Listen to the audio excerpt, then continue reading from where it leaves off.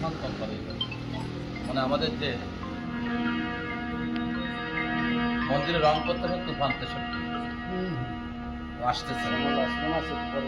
তো যখন না এসেছে তখন রাগ করে বাবা নিজেই চুন গুলিয়ে রং করতে গেছে। তো উঠবি না উঠবি এই শিব মন্দিরের চূড়ে উঠেছে।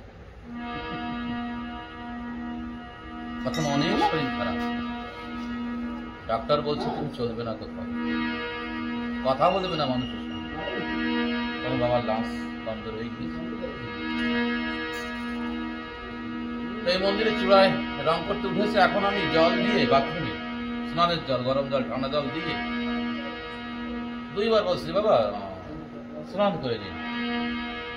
আমাকে বলছে দেখছিস না উৎসব এসে গেছে। এখন আমি বিচার করি কি করে দিচ্ছে না মনে যায়। ফাল্গুন মাসের শেষে প্রচন্ড রোদ। এখন আমি বিচার করলাম এক কাজ করি, আমি গিয়ে তুলি ধরি। আমি কিন্তু কোনোদিন তুলি ধরি না। আমি আসতেই সিঁড়ি দিয়ে উপরে উঠে ছাদের পরে বলছি বাবা আপনি স্নান করে দেন, আমি রং করে দিচ্ছি। আমাকে বলছে তুই পারিস? আমি বলছি হ্যাঁ পারি, কিন্তু আমি কোনোদিন ধরিনি। পারিস? হ্যাঁ পারি।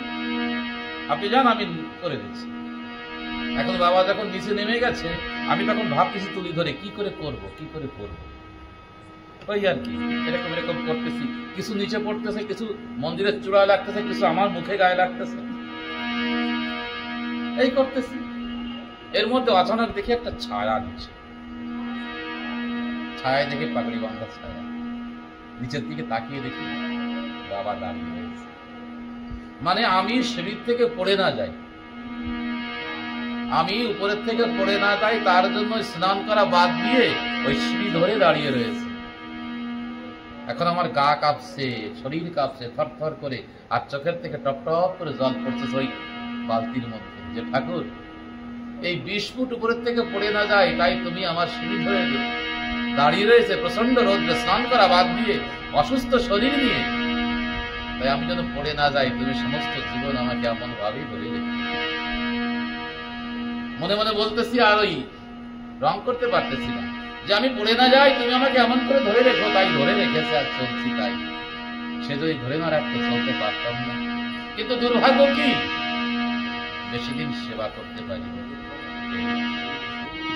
সখী রে